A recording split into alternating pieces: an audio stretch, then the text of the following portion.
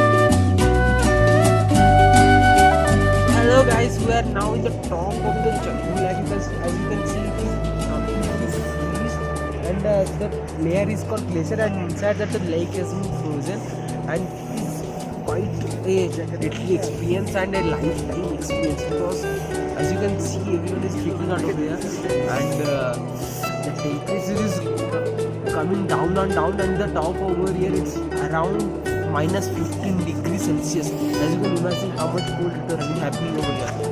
So let's enjoy rather than waiting.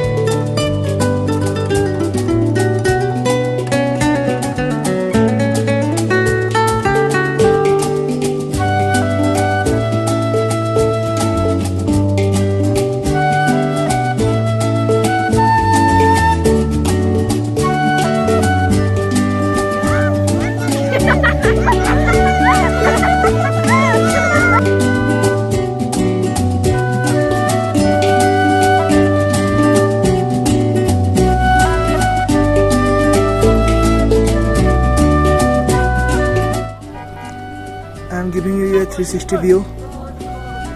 See it.